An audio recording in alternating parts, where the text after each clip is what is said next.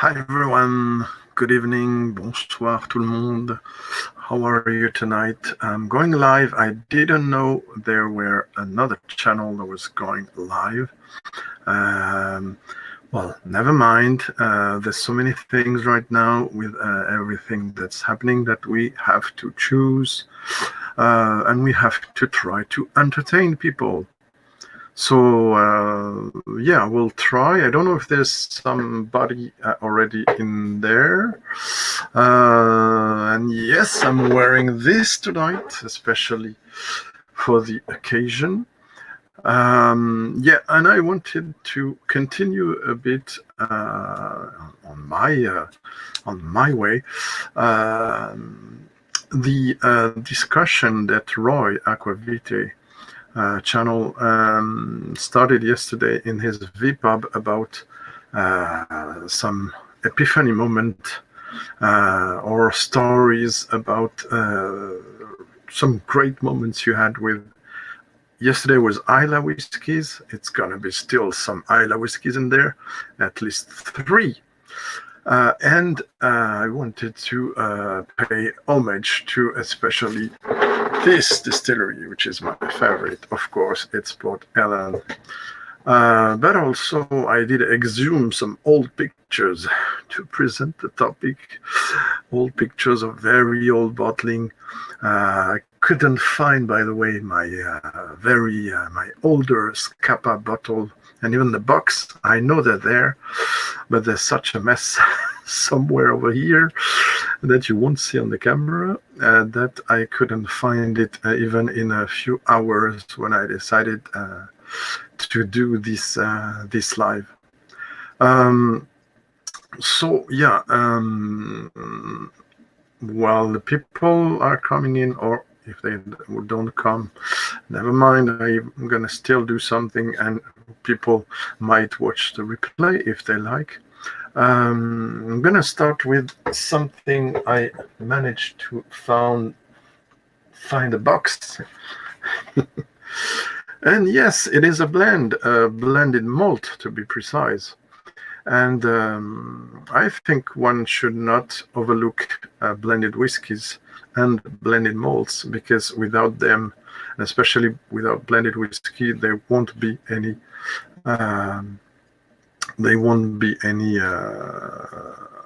single malt distillery really surviving, or very few, let's say. Let me check just a second if on YouTube there are people watching, because I cannot see right now. Check this and I'll get back to you, my friends. There you go. So yeah, nobody's watching. Okay.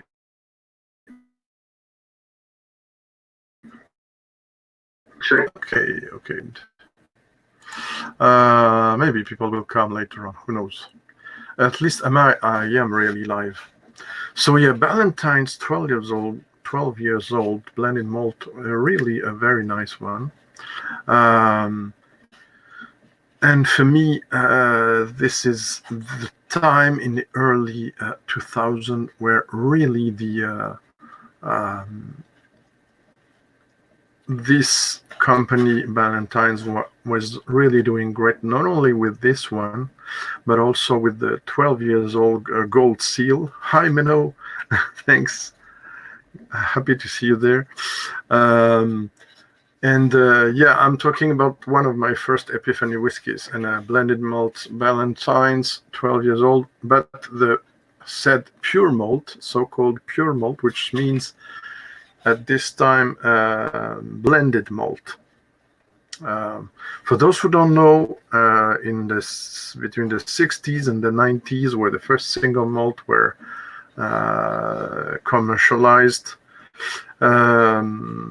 Before 63 or before, and 19s for sure, some of the whiskies, and especially Glenfiddich, the first Glenfiddich, was not only no age statement, but also it was called pure malt, which meant at that time long time ago, it was a single malt. But then after regulations went saying, oh, no, no, no, this is confusing. Oh, hi, Dom. Thanks for joining. Hi, Donapass. So yeah, I'm talking about one of my first Epiphany whiskeys. And because we have to start with something reasonable, I started with Ballantine's blended malt, not the Ballantine's finest or gold seal. At these times, they were very rich as well, those two, I have to say. But this 12 years old pure malt, I don't have the bottle, but I still have this. I found it back. I couldn't find a SCAPA. Sorry, guys. It's so beautiful packaging. So I just put an old picture on the presentation. I know I have it somewhere hidden. So yeah, beautiful malty, floral, rich fruits in there, candied fruits, raisins, sultanas, figs, stuff like that, and also beautiful chocolate note behind that. So yeah, for those who can find maybe in auctions those early Ballantines, even the blend, I have one. They were really beautiful. Then, of course, the SCAPA, which I don't have here, is really one of the most beautiful single malt profile I came across in my beginning. I had, of course, the Glenfiddich 12. I have the SCAPA 12, which was creamy with vanilla, with coconut. It was mostly at this time I'm talking early 2000s, something bourbon driven. So not the mix we have here now with bourbon, sherry, hogshead and stuff, different kinds of less pure profile, I will say, in a way. So that's it.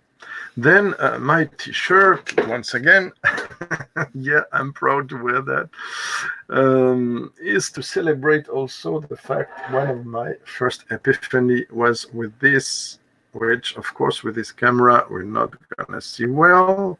Oh, okay. And this is an independent bottling of Port Ellen. And this is something which a strange name, Captain Burns, and with some decoration. I don't know if it's seen here, which has some square things that's very Greek style, which is very weird.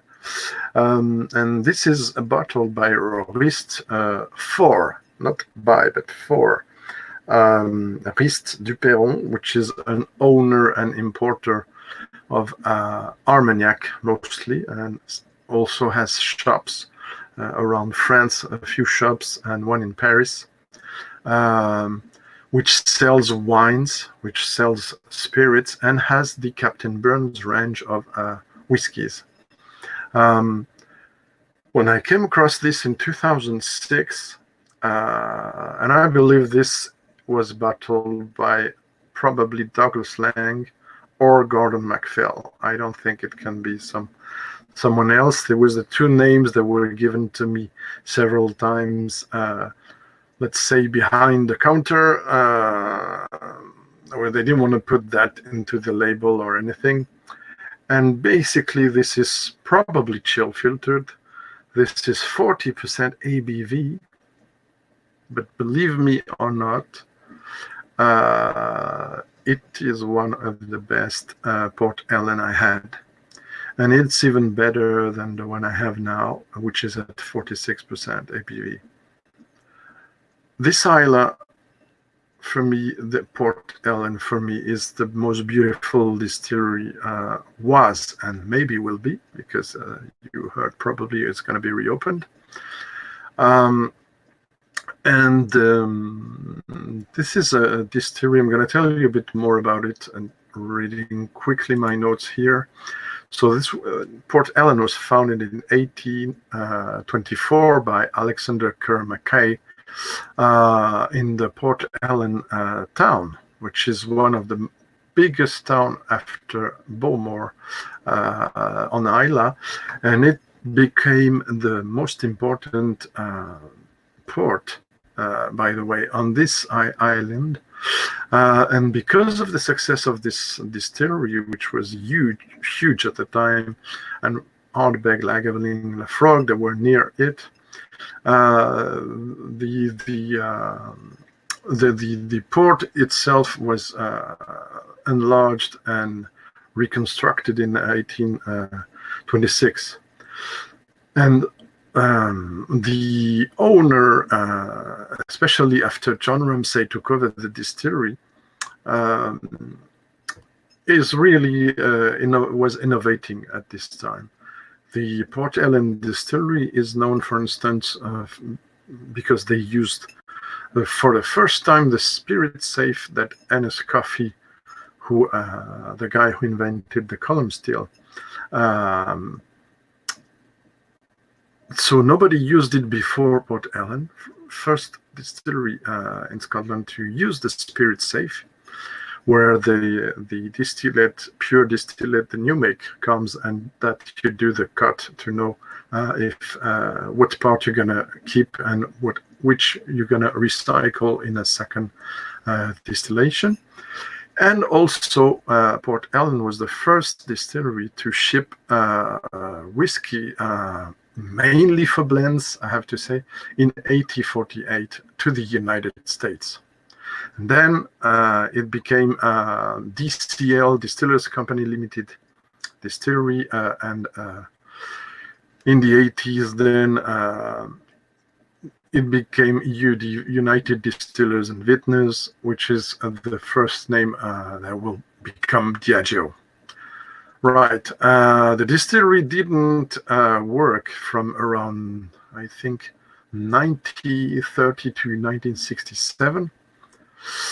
And then after closed in 83, in March 83. Oh, okay. So I didn't. So High Hillbilly, select reviews, High Donner Bass. Yeah, so yes, it was reconverted in 83. They stopped the distillation. They stored a lot of casks in the warehouses there, but also in other distilleries of the Diageo group. And even some, they were linked to it, such as Bladnoch, which had a lot of Diageo whiskies. Big Isle Maltings, yes, but now it's going to change because they reconstructed it, they are rebuilding it.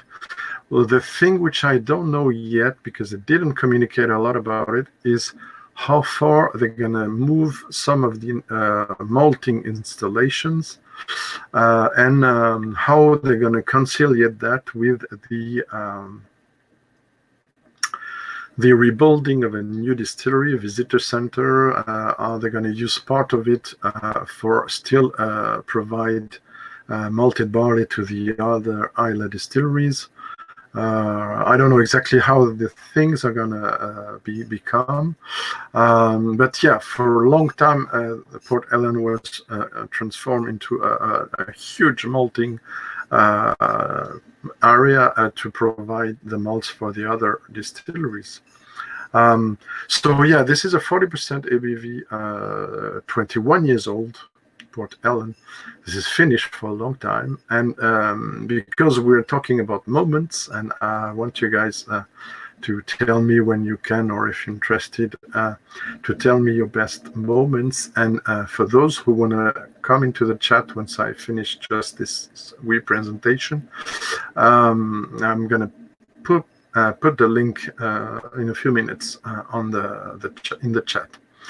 Right. Yeah, and to explain what happened, because the Epiphany term, I didn't know this term before last year, honestly. I don't use it in French. We don't use such an expression.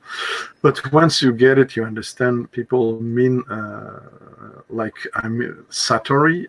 In Japan, they talking in Zen culture, religion or philosophy, take it as you will. Talking rather of a satori, of a moment of revelation. Oh, so yeah, if the epiphany is the revelation of something huge, Yes, was it. This was my first Port Ellen. This was in 2006, 6 years after I discovered whiskey a bit more than before, and talking with some friends about whiskey. I came into the shop in Paris of Riz du Perron. Like I said in the beginning, it is bottled probably by Douglas Lang or by Gordon MacPhail for this shop, French shop, which is also an Armagnac maker and a wine and spirits shop, channel of shops. So I tasted a few. There were around 10 whiskeys on the table. It was a cool afternoon. Nobody in the shop except me, which is great. And I came there. I tried a few whiskeys before, and it was a time, the early 2000, where there were some customers for whiskey. But even in the first whiskey shows I went, sorry, still got this problem with a throat getting too dry here. Menno says, let me highlight that. Yeah, of course. So I don't know how it will be evolving, because the warehouse is huge, the one they use for maltings, the one you see on the pictures. But then again, I don't know if they're going to use that to put at their place hi Guillaume. How they're going to use the Port Ellen maltings areas to keep the maltings for the other distilleries, or are they going to relocate the maltings to keep the most fancy front row on the pier? Sorry, I missed the name earlier on. The pier was bigger. Yeah. If they're going to conserve that or they're going to change, we'll see. We'll have to wait for that. So to come back to this experience, my first Port Ellen, yeah, it was a day of 2006 when I opened the door of this shop and I entered there, and they said, Armagnac, and I said, oh, okay, I know a bit Armagnac, but not too much, but I'm interested in whiskey. I was devouring books about whiskey. I had listened to some friends and watching some blogs, and many were talking about Port Ellen, what is it? So I said, oh, I gotta try this. And having tried a couple of whiskeys, I had my first whiskey show in 2004 with hundreds of whiskeys on the table, lots of distilleries, and at this time they were showing on the table and letting people try the best, and they even aged, 82, bottled in 2004, I think, but it's 21 years old and 40%, but fantastic. Gone for a long time now. But yeah, so they had a couple of whiskeys on the table with this horrible label, very cheap. And I tried a few ones. There were nice Rosebank, I think, if I remember well. There were a few Speyside. And then, oh, hi, Jim. How you doing? Good to see you there. Yeah, I'm okay as much as possible, or rather, okay news from my mother. So I hope the surgery will not be too hard. And she will come back safe from the hospital next week. But it's another story. But thanks for caring. So yeah, I tried different things. I was standing. I was not seated, and there was a seat, but it was not apparent. Suddenly, they said, "Oh, you seem to like whiskey, sir. Do you like to try our Port Ellen?" I said, "Oh yeah, why not?" They poured me a bit of this. I put the glass on my nose, And then talking about epiphany moments, guys, I said, oh, please, can I have a seat? Yes. I was so shocked by the beautiful nose I had. Very complex, very seductive, tons of charm and sexiness, floral sexiness, maritime sexiness, slightly smoky sexiness, everything you want. Very, very complex. So I asked for a seat, and I sat there, and I probably stayed 10 minutes with a nose. Thanks, Jim. I probably sat 10 minutes with a nose. I was the only one in the shop, so that's even better. And then when I started to drink it, I was blown away. Even at 40%, believe me or not, it delivered a lot of flavors. So a lot of citrus fruit, some lemon sherbet, some dried herbs, some fresh herbs, some beautiful star anise notes, which a note I like a lot in Islay whiskies. What else?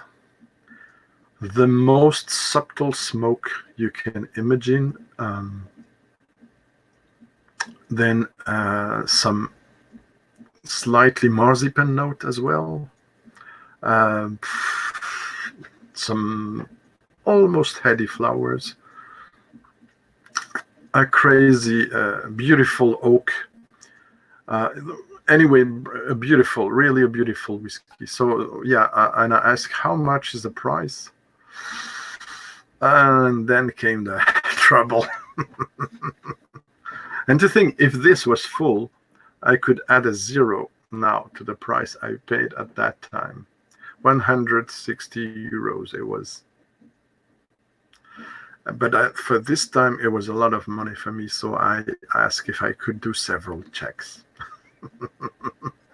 But it was my most expensive whiskey, and at that time, I couldn't even think of spending more than 50 euros, let's say 40 pounds for you guys if you're in the UK. But there it was my first, my most amazing epiphany moment with a Port Ellen. Then I had others, and I still have this one, which is an 82 as well, 25 years old, 46% from Berry Blossom Rub. This is all I got left from it. Yeah. This was not the best cask I could have. I talked about it already, so I'm not going to be very long on it. But this is something really I enjoy, and I am economizing it because I don't have other. I have another bottle of Port Ellen, but yet it is reduced again. So I really die to get a cask strength Port Ellen, and especially the official ones that are really beautiful. Again, I forgot, sorry guys, to put the yeah, and I'm gonna try to, I don't know how I can put that on the comment section, maybe. Let's see. Yes, if you want to join the stream, there is the link, guys, on the comment section. So yeah, that was it for my first epiphany moment. So if you want to, I'm gonna others to tell you, but man, my glass is empty, so I'm gonna pour some other. And yes, a bit of this 25 years old Port Ellen. So yeah, meanwhile, if you can tell us your epiphany moment, favorite or first in your history of discovering whiskey, please do, and we'll speak about it, and maybe we'll exchange about this or that bottling. Okay, so minnow. Let me.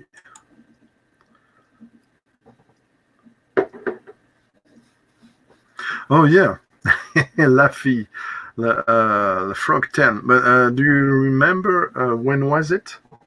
Which decade or year of bottling approximatively? Because the 10 years old has changed a lot. One of my very favorite 10 years old from the Frog was obviously not the contemporary one, but the one from the 80s, 1980s. One of these absolutely stunning Italian imported Lafroigs and even other brands, and they were nowhere near to be compared with those from now. Way more balanced, way more richer, way more interesting, less harsh, less with this kind of wet wood that I don't like in the current Lafroig 10, honestly, and sometimes in the Arbeck 10 as well. Then so it depends a lot of the batches, I have to say. So do you remember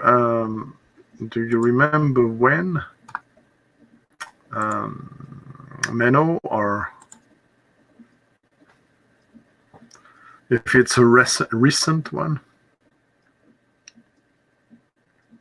And Guillaume, I'm sure you're going to speak to me about Epiphany moments, American Epiphany moments, which I purposely picked this for me.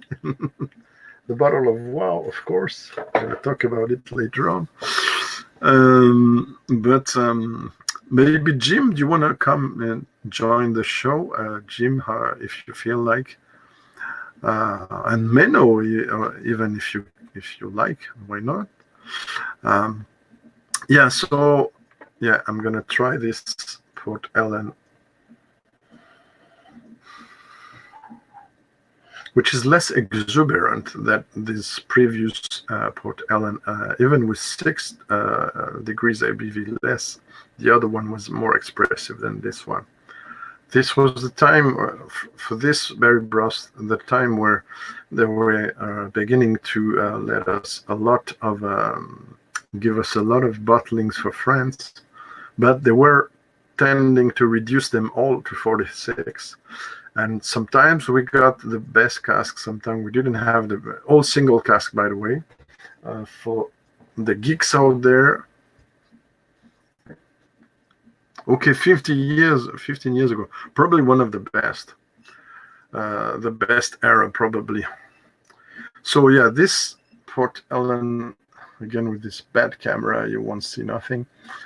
Sorry, 1982, bottle in 2007, cask 2008, 850. What else do they say here?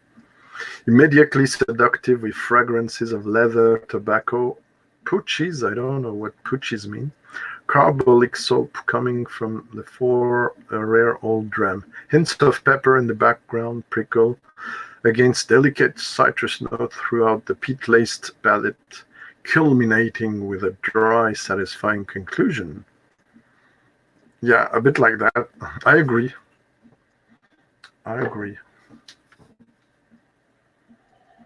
Yeah, what I like about Port Ellen, it's when it's good, it's something like the whole Isla experience for me, honestly. The whole Isla experience. It's like an all-rounder, like the counterpart, if I may say, of this, which was also an Epiphany moment, Highland Park 18, 2005 or 6, so prior to the rebranding. 43% caramel colored and chill filtered, but fantastic. And with the older whiskey than these 18, I know this for a fact. From around 21 to 30 years old in there, and lots of 25. Yeah, I agree with you. With the US ones, can go wrong. I still have to try this wild turkey 101. I didn't know. I have a very old canister. I have to show you someday. I found back recently. The bottle, I have to throw it away, but I love so much this maple leaves metallic canister that I did tube that I did keep it. So I will show you sometime, maybe with my better camera, right? Or if you can visit me when this will be over. Yeah. The prices once again, my friend. So lovely nose, and for me is so sexy in Port Ellen. At least the ones that are single cask reduced, because there's also some very strong temper in those who are cask strength and more pitted.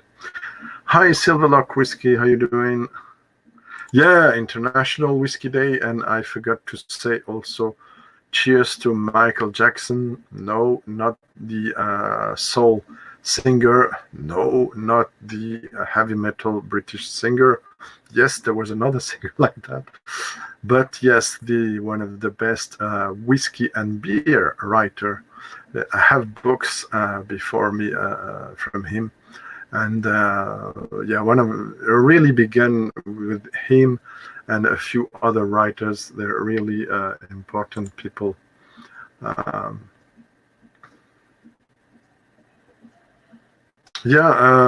the way, Guillaume, don't know if I said it somewhere else, probably in my US live. My first bourbon was a Maker's Mark. And then Blanton's probably the regular one, the 40% one. So yeah, this is infinite flower, bouquet of flowers, an infinite display of star anise and marzipan on a bed of vanilla, and this is very sexy for me, honestly. So cheers, everyone.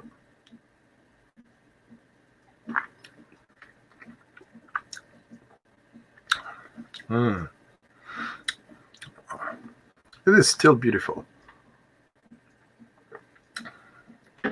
Same first dram, so a bit.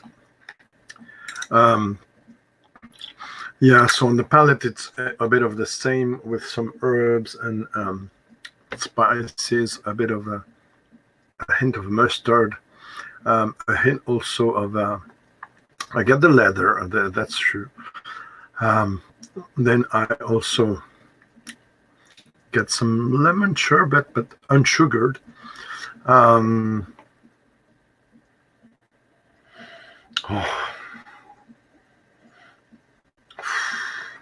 For those who don't know Port Ellen, you don't know what you're missing, honestly. Oh, Lagavulin, 12 years old, Silverlock Whiskey, that's a great choice as well. Cheers, Slenjava. I still haven't tried the 2017 that Roy was speaking about yesterday, mind you. Yeah, so with this, finishing with this Port Ellen.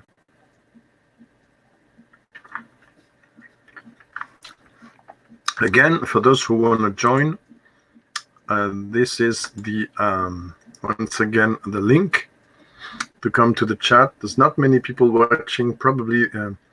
I didn't know I subscribed, but the bell notification didn't work, as sometimes I noticed.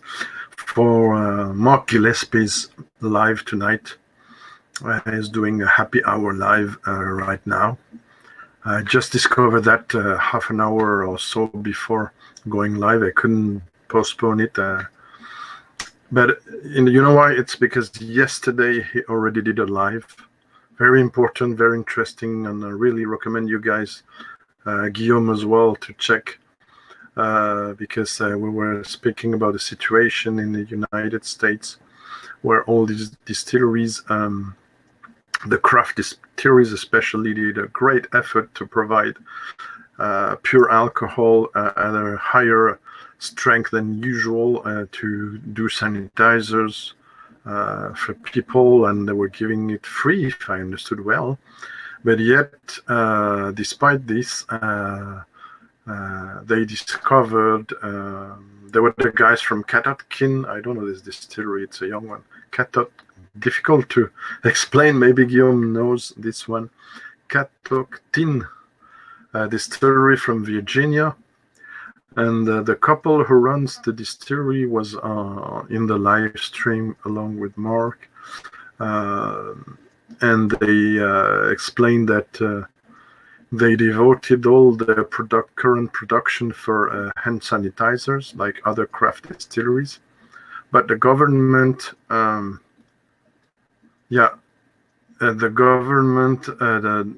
the American government, and especially the FDA, a special office of regulation, I guess, or taxes, despite they did this sanitizing production of almost everything they had, alcohol they had, they still are going to be heavily taxed on alcohol because of the high ABV, and because they didn't denature their whiskey to be undrinkable. They didn't do this operation because they explain if they do this operation, once they finish to produce pure alcohol for sanitizing with a special chemical ingredient that will make it undrinkable, when they will be washing everything back to go back to their production, they may still have some residue of something that can kill or damage people. So they don't want to risk that to go back in production after this. So most of them, I think, didn't use this denaturation process. And because of that, they were afraid many of them are going to close because they don't have the cash, they don't have money for more than 2 weeks or so for them, and for others, not much more. So it's really kind of tragedy. I was very shocked by that because all these guys did a beautiful effort to provide sanitizers for people, and they're going to be not banned, but they're going to be punished for that by the law. So it's a really disgusting thing. So I don't know. They're going to try to protest and organize something. Mark is probably the one to follow to see if this will work or not. He's in contact with a lot of distilleries. So yeah, please watch the replay of yesterday's Mark Gillespie show on Whisky podcast. Okay, for the parenthesis.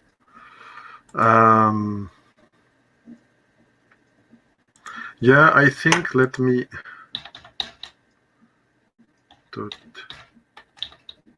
Yeah, I think it's like this, Guillaume. Written like this, I'm almost sure.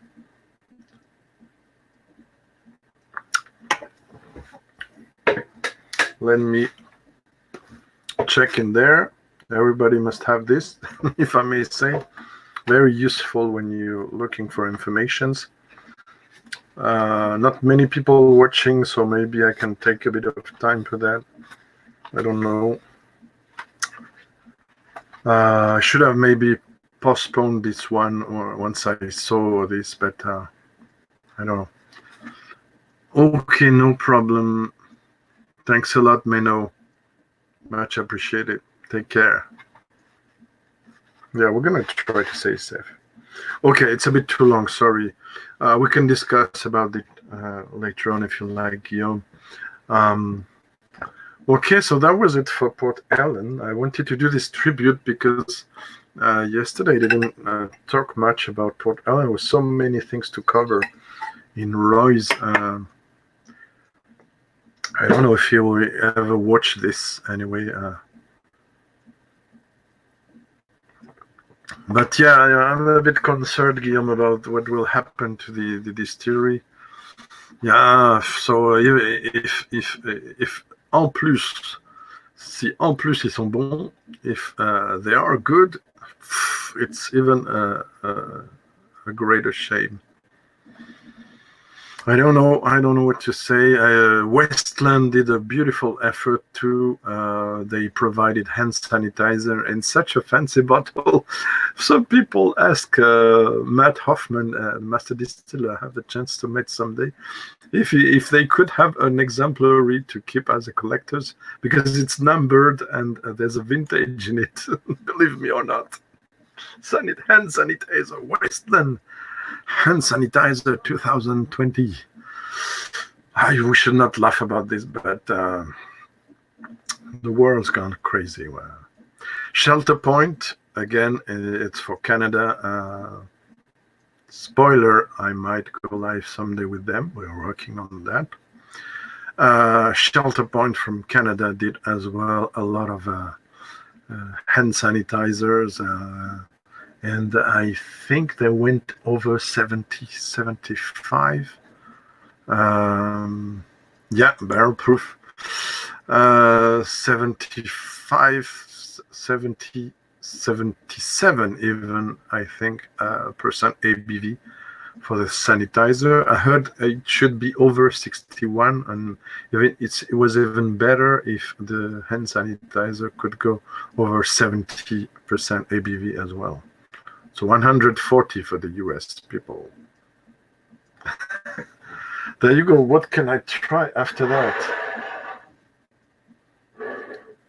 Not many people watching, but I picked up other Epiphany Moments whiskies. If you can see this Talisker 20 years old, cast strength, 58.8 ABV. This could be a good following, I think. How about that? Has anybody tried this? 2 people watching. Oh my god. Where we're gonna go from there? Oh my god. Okay, let's pour a bit of this. I have to watch out because, as you can see, I had it from a long time, and the cork started to scream, "Replace me!"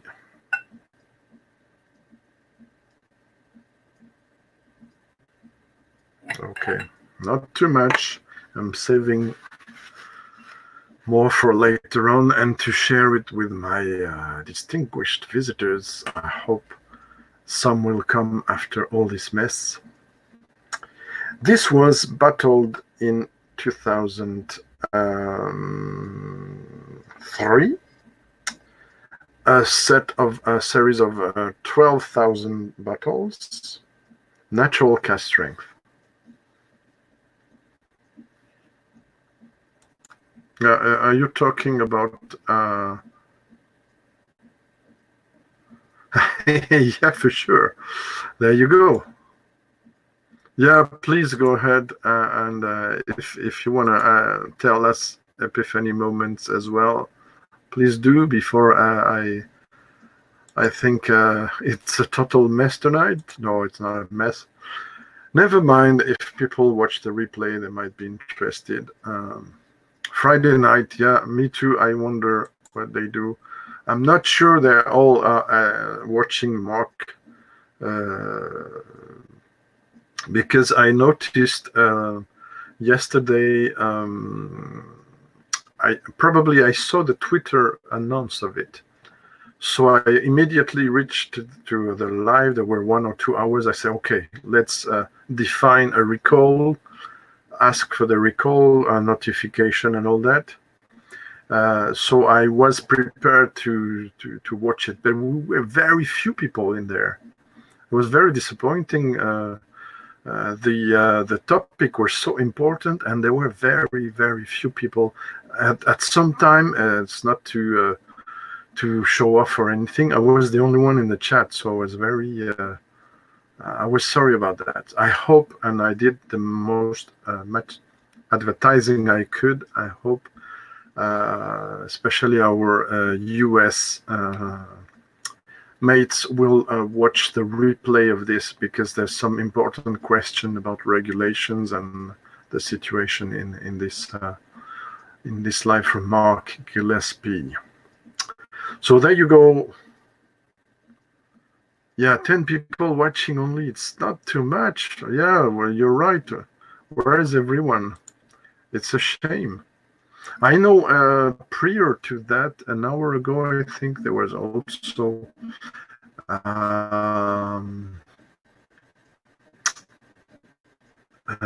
Horst and Ben Luning from Whisky.com that did also a live, and even there were not so many people as well.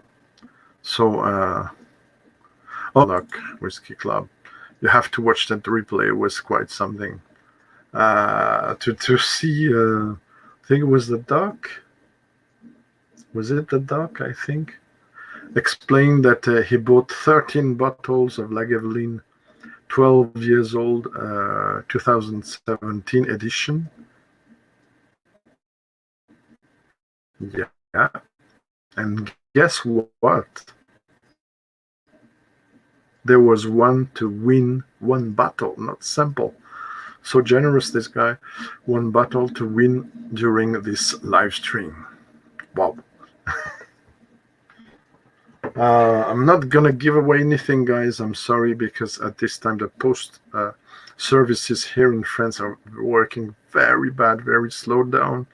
They announced they will have only 3 days of distributing the mail instead of 6, 5 and Saturday morning usually. And I received some letters, important letter. I should receive it in 2 days. I received 10 days after. I have still 2 parcels that are with samples, especially one from Jim. I'm very sorry about that. He did receive mine, but I didn't receive his, Jim the Whiskey Novice. So I'm asking people now, please don't send me samples or anything. Wait for the crisis to be less important, because I'm not sure I'm going to receive these. They might be stolen, they might be lost or stuck somewhere, and if something is leaking. So yeah, I'm sorry I cannot send you any sample at the moment. But yeah. 13 bottles of Lagavulin. And like some say in the comments, I cannot buy 30 bottles of anything. Oh my God. Let's see what this, it has breathed enough, I think now. Talisker 20 years old, official 2003 bottling that I had mid-price. It's another story, crazy story this. Well, I haven't pulled off all my Epiphany whiskeys on the table. I couldn't. I have some incredible Japanese ones, other Islas, but yeah. So yeah, very dense, very thick smoke, but still some floral elegancy. What is good is, as I don't open it often, this one probably one time 3 or 4 years, it doesn't need specially gassing or to put paraffin or stuff. So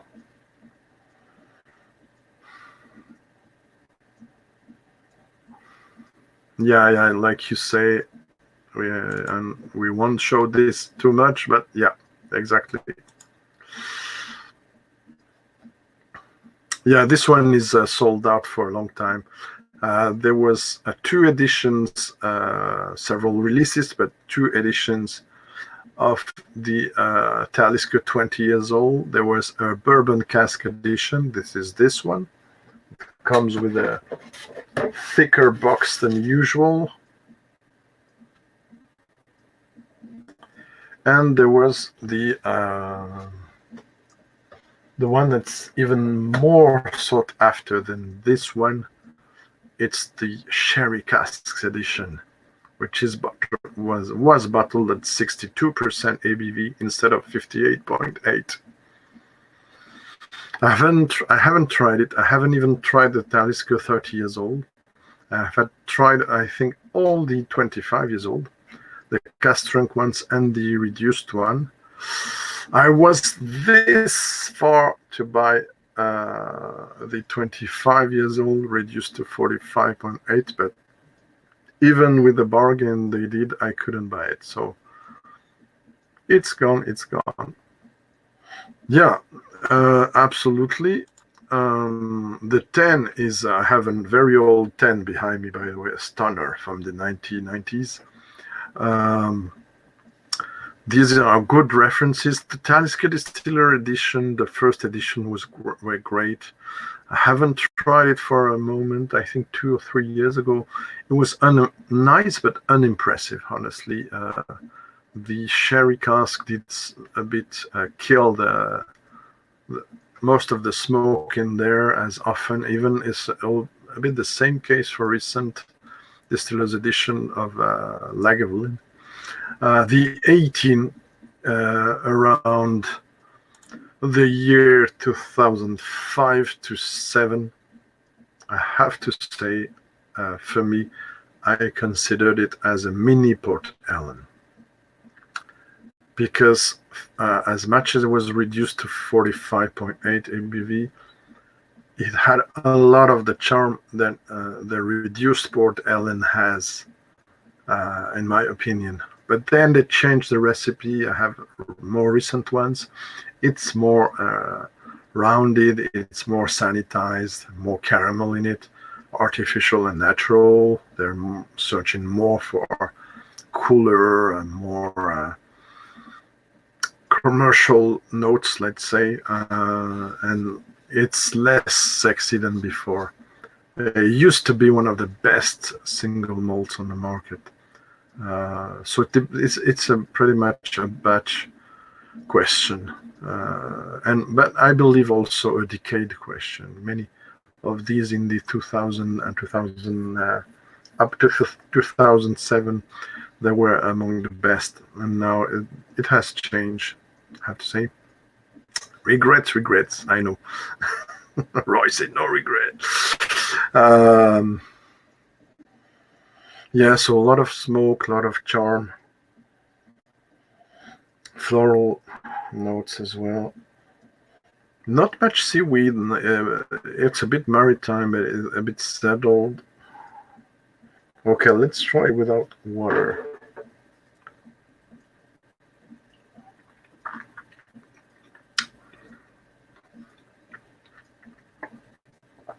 Oof.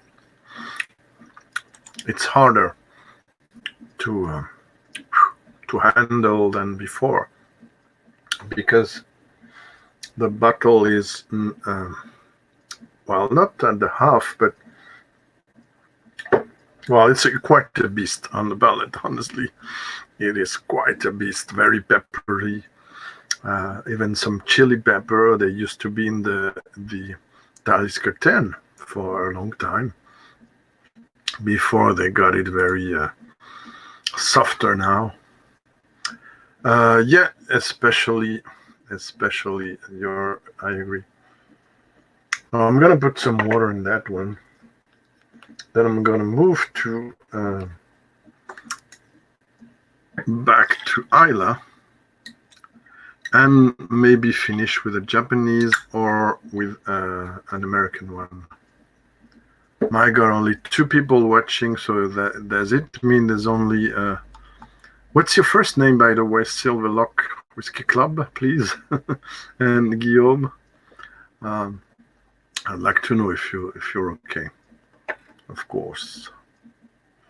Seems. Yeah, absolutely. The less sanitized one are, in my opinion, the craft distillery ones. But again, my concern is that some tend to do what I said in the live of I don't know who. It seems now the trick is to replace the chill filtering and on the caramel E150A by too much wood charring and too much wine cask finishing. So that's for me where you can lose the distillery character. Oh, okay, Vikas from India, now Chicago. Cool. Cheers. Yeah, so you might be interested by this as well, Vikas. Or if you're originally from India, I might do someday because I launched this month the idea of doing several lives, one live per country. Not every country, of course. I have to have some material here. Okay, Vic. Let's say Vic. I have to have some liquid material to cover the topic. So, for instance, I have some Swedish whiskies. I have received two beautiful, I believe, samples from a distillery I cannot find here. Of course, yeah. And the who doesn't love? But about India, I have 2 Paul John and I have 4 Amrut. But I don't have any Ramper. I like what they do, but I don't have a bottle home. I did what year it was, I don't know. A few years ago, I did a special rundown on my website. You can check this. Yeah.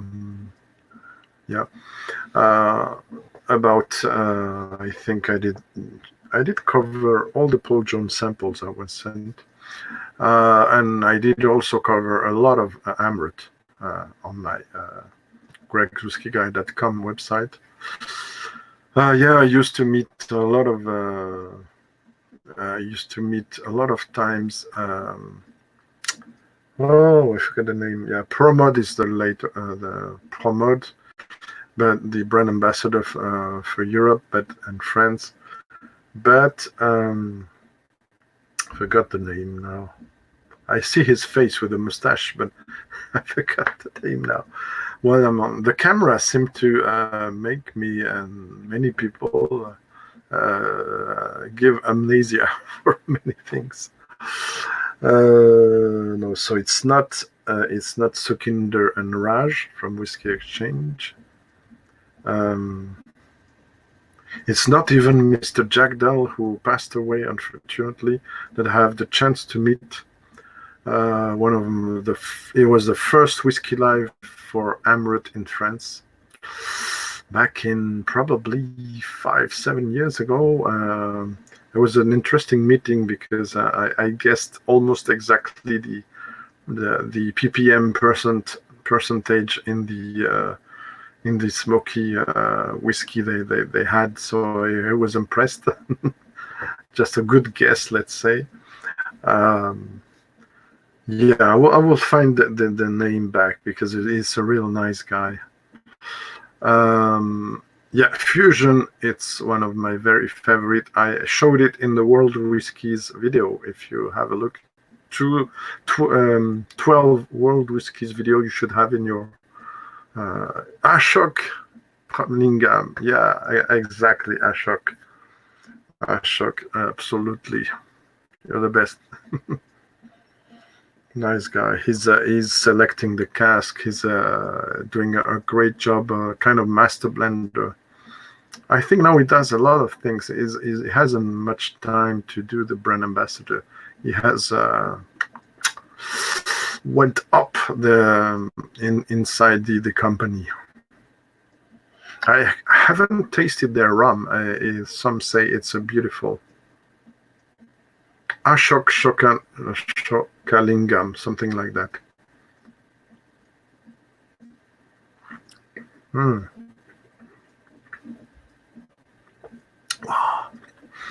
With water, God, it's fantastic, my friends. Talisker 20. But can I say 2 people watching? Better have 2 good people watching than 20. Let's say. I missed your comment, sorry. Yeah, edited, and for me the best one is the Select Cask Peated. I find the other one a bit too okay for me. Yeah, Rampur and Porto Nova is absolutely. Yeah, I completely agree with you. But yeah, up the corporate ladder. Okay, I didn't know. Forgive my English once again. I know it's Slanjava. It's one of the. Okay, let's not say that. It must be disrespectful for other French people out there, but yeah, I think I'm talking still better than the average French in English, but it's not enough for some precise things. I understand. Oh, by the way, Vic, I cannot show you now because it's a bit behind other bottles, but I asked because I love Indian culture. I have Indian music here. I love Indian food, if not too chilly, I have to say. And when I met Pramod, when I tried the first time the was it the Porto Nova or the intermediate sherry? The Porto Nova. I asked him to dedicate me the bottle, but unlike many people, I asked him, even if I don't understand it because it's beautiful, to do the signing in. Oh, hi, Alan. I asked him to do the signing in Sanskrit. I don't know in English, in Indian language. So it was beautifully decorated on the label. So to put a long story short, the whiskey friend, Alan, you missed those two Port Ellen presentation. Oops, 292, 21 years old, 25, 21. You missed Talisker 20 cask strength. I didn't drink it, but I showed also this. You might know the previous version of HP 18. Got some Japanese there, got a bottle you have as well, and you like as well. Bit of suspense here. And I was just finishing my Talisker 20 and talking with Vic from Silverlock Whisky about Indian whiskies. I don't know if you like, Alan, Indian whiskies. I was talking about also if people want to share their epiphany moment, if you want to join, I don't know. The link is there. Okay, if you go back, you don't have time, no problem. Cheers, Alan.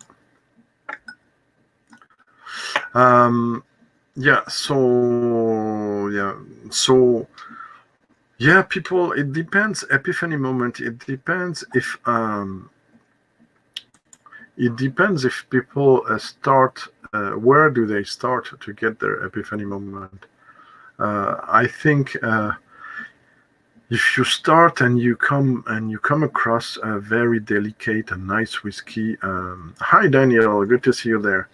If you come and you find a delicate whiskey and something you're not used to because you're newbie, you're mixing cork and everything, maybe the first single malt that's a bit refined you will come across, you will think it's Epiphany. But then when you taste a lot of whiskeys like I did and like other did in the chat or on other bloggers, you will tend to relativate to do relativity about enthusiasm about your whiskeys. And but on the contrary, when you come across something that's very well made, even if it's a cheap blended whiskey or something else, I started Daniel showing one of my first Ballantines 12 blended malt called Pure Malt from the early 2000s. And I moved to Port Ellen here. empty, but I still got a bit of one I just drank, and I also showed some Talisker 20 cask strength, between other things. Yeah, take care, Alan. So yeah, I don't know, Daniel, can you tell us any epiphany moment you had, if you wish to? Your first, or maybe a recent one you really left you gobsmacked, or I don't know.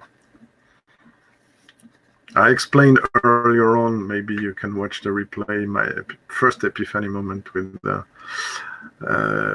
Port Ellen in 2006.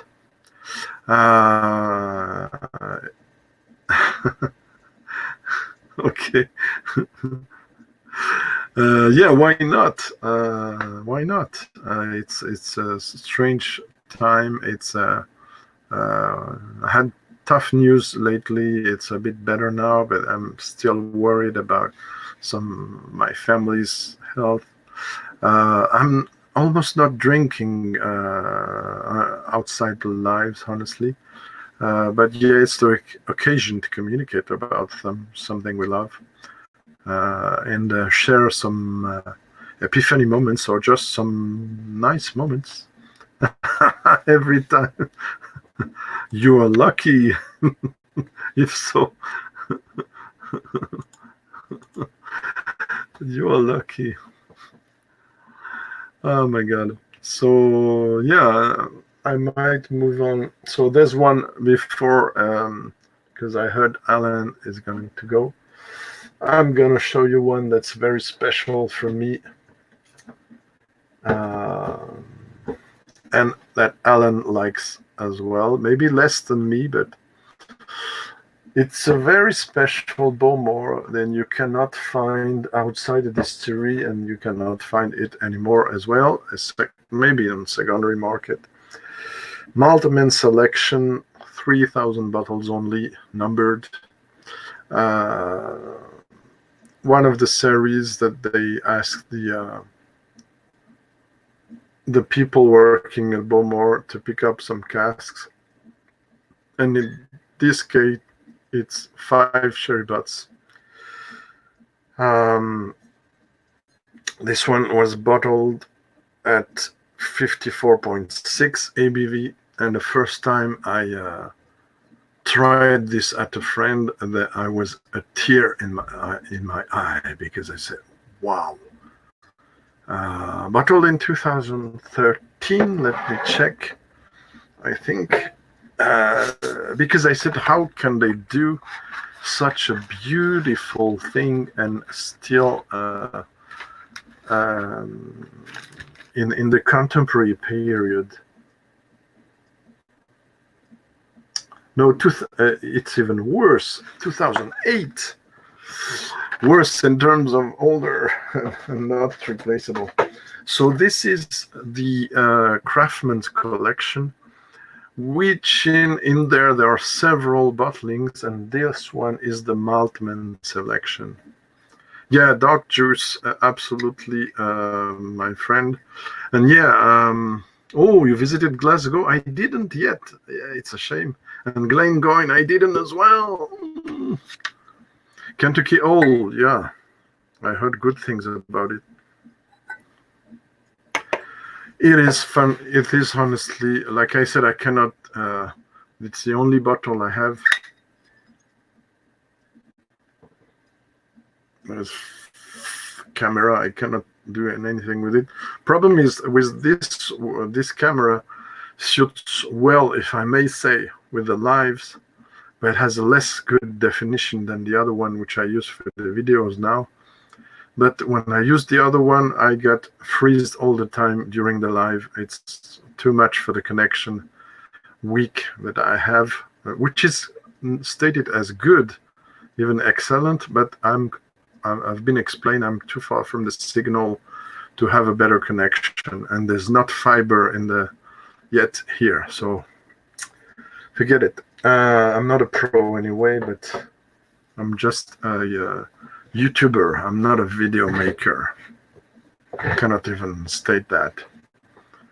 So yeah, that's it when you put it there. Oh, it doesn't show really well. It's like dark tea. We cannot be sure they didn't color it. I think they did, but still, it's 5 sherry butts, and I think most of them or all of them are first fill, but I might be wrong. The best thing about it, it's 13 years old, but it beats a lot of things that are older. Just saying. So yeah, it's really one of the best they did, honestly. And like I said in the chat with Roy yesterday, I tend to prefer indie bottlings, often from Bowmore, but unlike some other people, I love the 15 years old Darkest. I love the Mariner, which was current core range expression and became duty-free only travel retail. I have a lot of Bowmores. I love the Lamrig, but the first edition rather than the other ones. I have the Tempest, which is not open.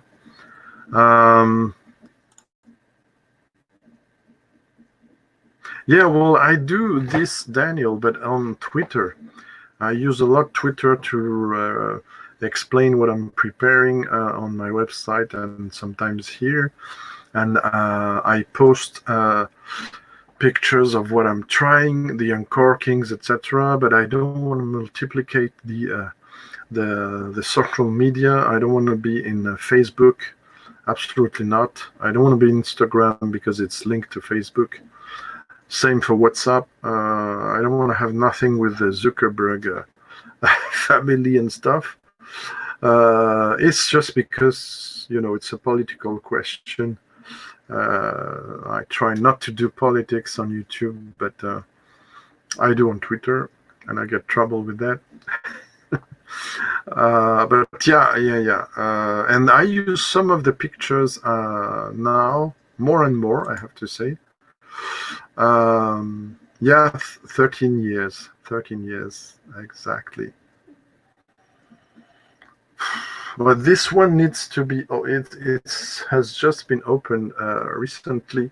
It really needs to get past the shoulder, 4-5 CL more, maybe 6 or 8, to really show how beautiful and gorgeous dark fruits and cherries and sultanas and really beautiful flowers it can show, and red fruit as well. For now it's a bit tight, a bit closed. Had a bit of sulfur on the nose, so it really needs time. Like one of the whiskeys I'm gonna put a video in a few days is one of the most difficult I have, honestly, so far. In 20 years, I'm coming now to 3,600, maybe 50 now. Haven't do the count since the end of last year. I do the count of what I've tried every 6 months now, since 5 or 10 years. So I write down what I try, which distillery, etc. So yeah, 36 Port Ellen so far. And probably Bowmore, I want to know how many Bowmores I tried. I have around 13 Bowmores, I think, or 14. But about Bowmore, I tried so far 63 Bowmore. And I think 35 official ones. It's not much compared to Serge Valentin, but yeah, active cask, I agree, but very thick sherry as well. Oui, alors c'est lié à la distillation, Guillaume. It's the sulfury note. It's the way they do the cut, and when and also how the sherry reacts with the aging. So it's a complicated combination about sulfur between how it is distilled and how the distillate will react when it faces first fill, especially sherry casks. It happens in a lot of distilleries. Ben Nevis is known for that, Mortlach, Adrador, and others. If it is tamed, and here it is tamed, it is bearable. C'est supportable si c'est pas trop haute dose. Ça ajoute même une touche, crois-moi ou non, intéressante. Gunpowder. Oui, sorry guys, just a short parenthesis in French. Je ne fais plus de live pour l'instant en français parce que j'ai très très peu d'audience. Donc franchement, voilà, s'il y a des auditeurs, et là je vois qu'il n'y a personne, on verra en replay, à part bien sûr Guillaume qui est de Belgique, mais il n'y a aucun Français qui réagit quasiment. Si, j'en ai eu quelques-uns dans le passé, mais voilà, j'ai aucune demande depuis quelque temps sur le site web, à part pour des expertises, des choses comme ça, ou des SEO qui veulent améliorer le site moyennant finance. C'est bombardé par dizaines, c'est du harcèlement, même par certains. Bon, c'est bien gentil, mais moi, j'ai pas d'argent pour ça. J'ai des gens super comme Guillaume ou Luna ou d'autres qui soutiennent la chaîne, qui m'envoient des choses, et même parfois des bouteilles, et c'est génial. Mais voilà, moi je peux pas monétiser, etc. J'ai pas 1000 abonnés, j'ai très peu d'abonnés. C'est pas grave, c'est pas un souci, mais voilà, si les gens ne montrent pas plus d'intérêt, vu mon pédigré, sans vouloir me vanter par rapport au whisky, pour faire quelque chose en français, moi je vois pas l'intérêt. Et étant donné en plus la fidélité de nombreux spectateurs anglo-saxons, il faut aussi les remercier, leur donner du contenu. Sorry guys for the parenthesis. So I was a bit praising the English speaking or English language people that are watching my channel. And even this is something I also noticed on my website 7 years ago. There are, even in the beginning, I was only writing in French in my website, but at my big surprise, half of the viewers were from English-speaking countries. So it means it still had an interest for them. And with my whiskey channel, it's even worse. For instance, I did a poll for a review about something that was related to France from Compass Box, the Affinity whiskey, which was mixing Calvados and also Scotch whiskey. And believe me or not, if you check the numbers of viewers for the video in French and the one for the videos at least, well, that's it. But yeah, we're still going on. I have, for those joining us now, thank you, Guillaume. I'm having a beautiful and stunning Beaumont, another Epiphany moment. I see only 2 people watching, but never mind. Yeah, beautiful sherried Beaumont, heavily sherried Beaumont.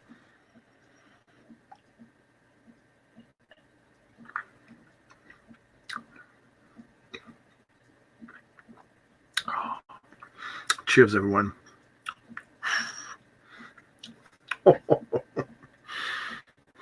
Wow. There's a burst of pepper that's coming very aggressively ahead, some firm oak, and then it develops on the bed of pepper, but the pepper gets a bit subdued, and then the fruits within the maritime element, it grows and grows and gets super sexy with the cherries married in dark chocolate. No, on the palate, Guillaume, there's almost nothing. It's just a tiny signature, but the smoke is a bit more important. But I like the note where it's just a bit, very tiny note. If it gets too much like striking matches, feux d'artifice et tout ça, si c'est trop soufré, non, c'est pas supportable. Mais là, c'est vraiment pas grand-chose, je t'assure. Il faut essayer, viens me voir et essaye. That's all I have to say. J'ai plein de choses à te faire découvrir. Yeah. It's a bit. I'm gonna try with a bit of water, branded water. No, mineral water. Okay, it's a nice mini, very tiny VPub, but I enjoy your conversation, guys. Yeah, yet again on American, de rien, mon ami. On the American Epiphany moments, I can tell you there were a lot with Blanton's, the gold edition, Guillaume, then the straight from the barrel. I can also, but I won't mention the name, but now it's, yeah, prescription. A few years ago, I was discovering cocktails with bourbons. That honestly, for me now, if you ask me, okay, I haven't tried yet a cocktail with smoky whiskey, I have to say, from Scotland or as well. Something that's misses, an experience missing still. But let me select this. Yeah.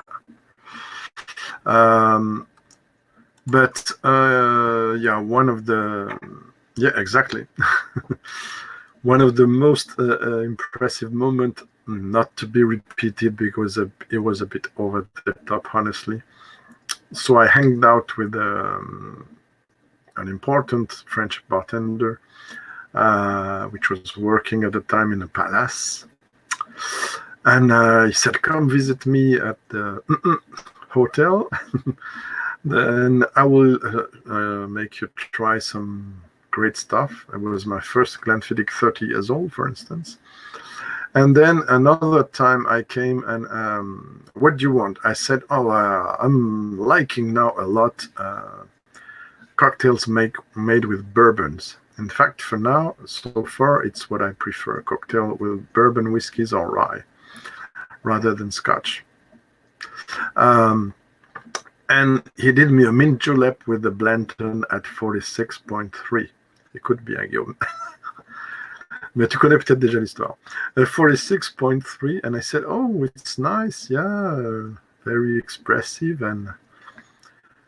And then a few minutes after, there were not many people around, he said, okay, I'm going to try to make you a more powerful one. And what did he got? And he came now with the Blanton straight from the barrel at 65% ABV. And he did me a mint julep with that. Putain, le bordel. Ça m'a défoncé la tronche. It was absolutely mind-blowing. The most stunning, explosive cocktail I have. A bit over the top, honestly, faut éviter. I asked for food immediately after. I couldn't move my seat. It was so much overpowering anything. But it was an epiphany moment. Did you try that already with a bartender or home, Guillaume? Cask strength bourbon in a cocktail, in a traditional cocktail, mint julep or else? I'm curious. Okay, now this one is with a bit of water. Ooh, there's still some sulfur on the nose, but more on the nose than on the palate. C'est la bonne chose.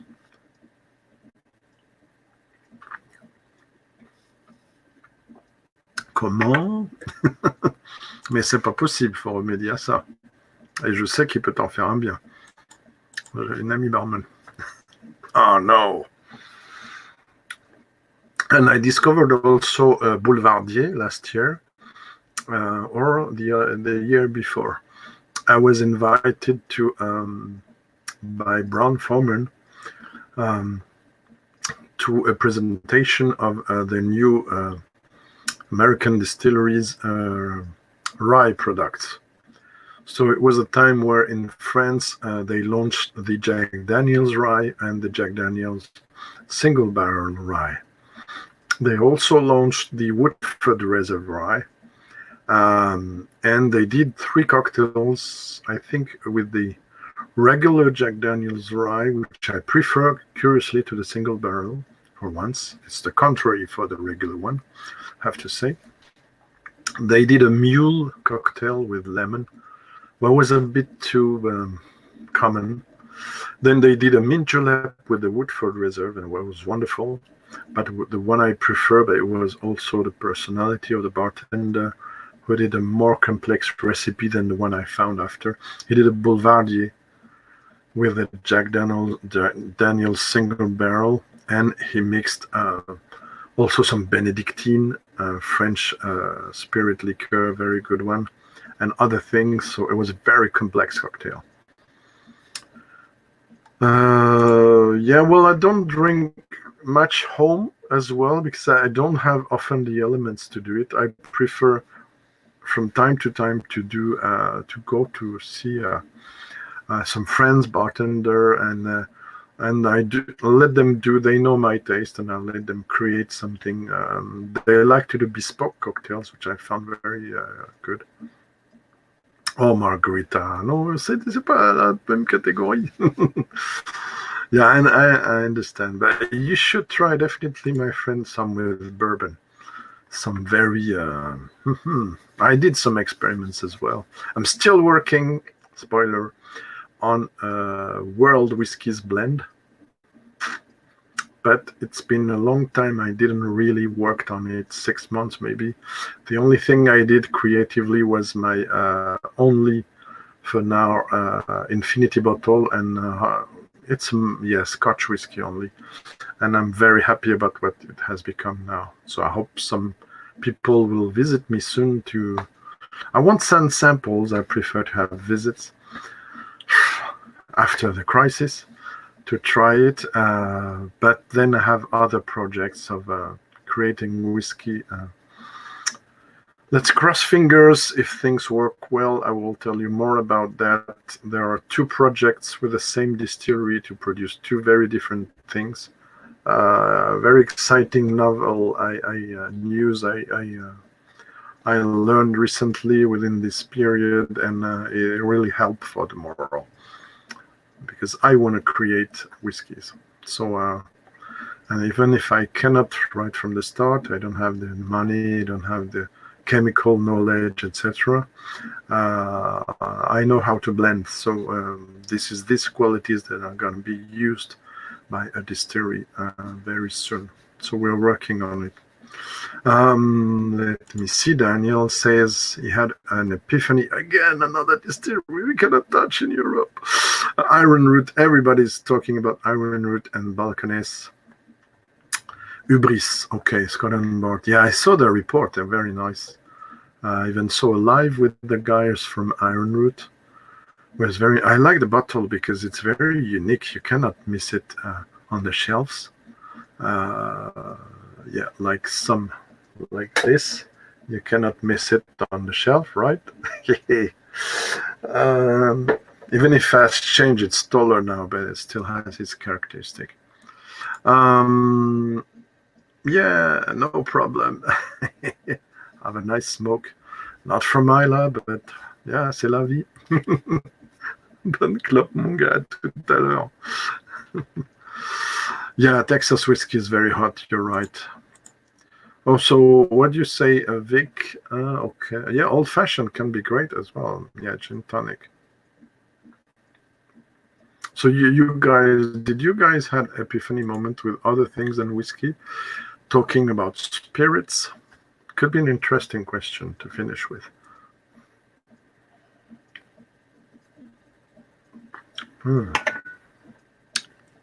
This Bomo, that was something. Yeah, I guess for American people as well, which are not located in Texas, as these distilleries are craft and very successful, I guess maybe they don't reach it right easily. I don't know. You will tell me.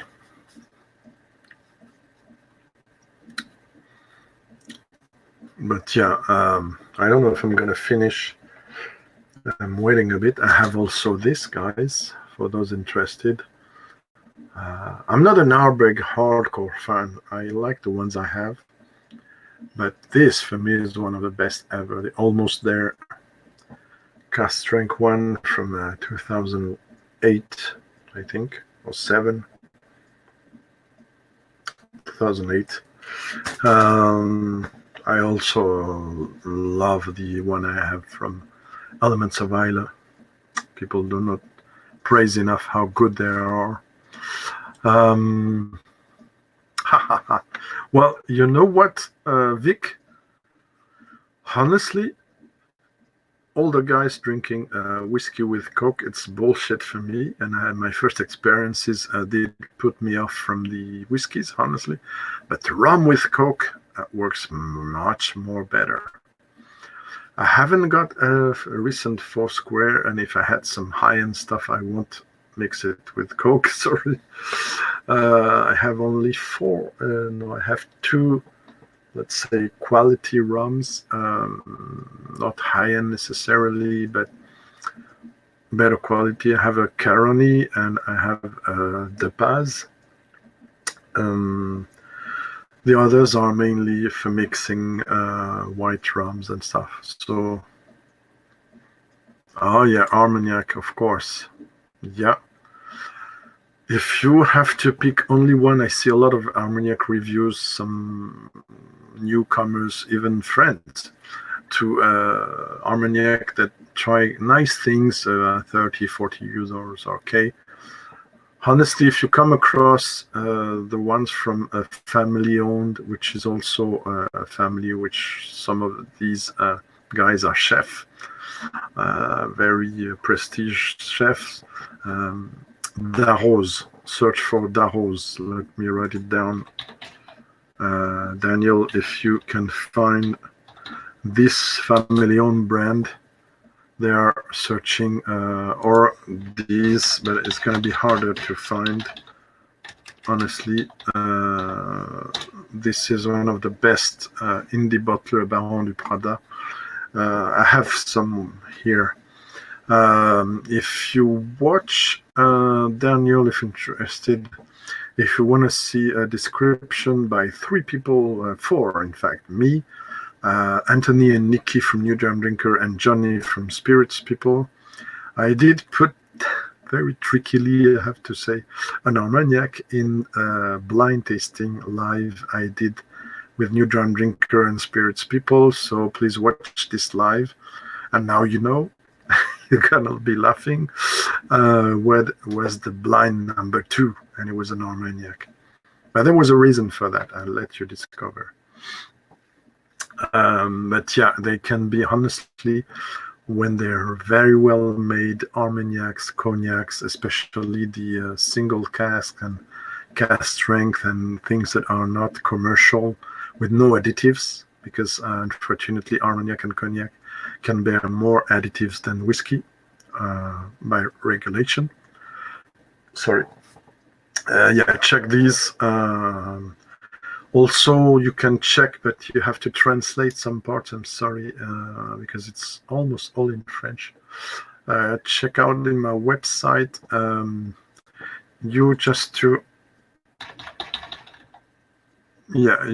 have to let me just put this on the research page, Daniel, and you will see a full report about a trip to Saint. This is the town where some distilleries and indie companies are located, and you will see a full report of cognac and high-end cognac with some absolutely stunning cognacs going back to 1820. Yes, you're hearing well, 1820.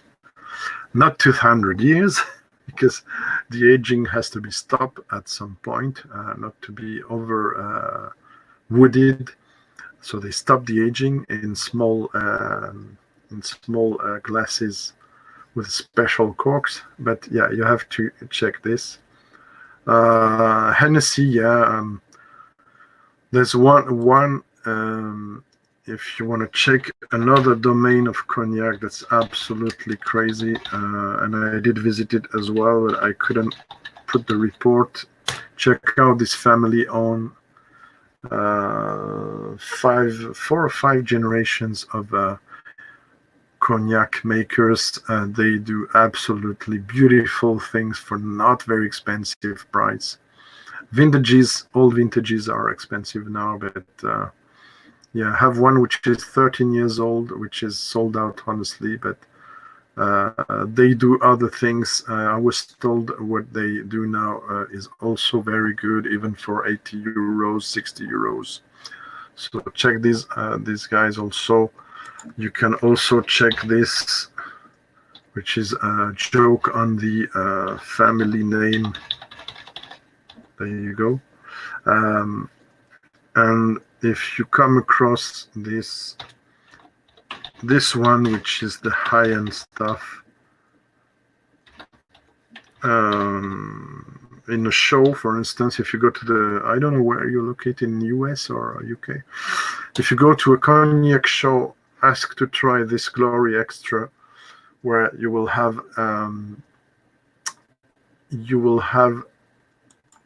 something that mixes 40 to 50 years old casks, and it's around 45% ABV instead of the usual 40, and it's absolutely stunning. And honestly, there's some old cognacs out there. I have some, but not that expensive and that special. But if you go to very old cognacs and very old Armagnacs, there are at some point you cannot distinguish. If you go blind on them, you cannot be sure it is a cognac, a whiskey, or an Armagnac, because all the old-fashioned with old style sorry,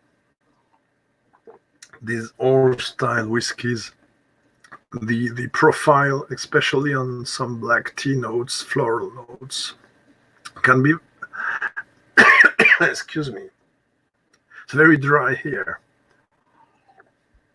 Also with the lighting, which is a bit hot. Yeah, so sorry. You can have beautiful stuff in the non-grain territory. There you go. Okay, any question, guys? Where will I tip? If I can answer. Okay, no guests. Never mind. It's life. Oh, you're in the US as well. Yeah, new people can absolutely. Oui, je parlais d'Armagnac et de Cognac. Je ne sais pas si tu as suivi ou si tu reviens juste. Voilà, mais je commence à avoir des soucis de gorge. C'est très sec ici. J'ai mis l'éclairage en plus parce que j'ai beaucoup de soucis d'éclairage pour les vidéos. I have trouble with lighting, so I did put all the lights on, and it's a bit hot and dry, which is not good for my throat. And also, bon, pour combattre un certain, il vaut mieux avoir la gorge humide. There you go. So I think I'm probably gonna wrap it up there. If you guys have not any other question, and thank you very much for watching. It was a real pleasure to share these whiskies and these impressions and epiphany moments with you. Thank you for watching. Oh, ok, c'est cool. Merci. Ça, c'est un vrai fan. Merci, mon gars. Oh, you smoke cigar or cigarettes? Bonne question. On en reparlera. Yeah. Please be safe. Yeah, Guillaume is right. Take care and stay away from sick people, from the crowd, from places where this is You can see people who are not respecting their confinement and stuff. Wash your hands as much as you can. Use sanitizer if you haven't. A good wash with a nice soap is okay as well. And yeah, stay home. Exactly. Thank you, Vic. It was a great pleasure to chat with you. Yeah, it's more intimate. It can be interesting as well. We're not looking for a competition and thousands of people, even if we got some experience to share. But nevertheless, I enjoy this with you guys. You're fantastic. So thank you very much. I'm going to wrap it up here. Stay home, safe, enjoy responsibly what you drink, of course. At 20 times, voilà, c'est bon, c'est ça. That you have to do. That's all you have to do. And it will be fine. Thank you so much, guys, and see you next time. Bye-bye. Take care. C'était cool. Voilà, c'est fini.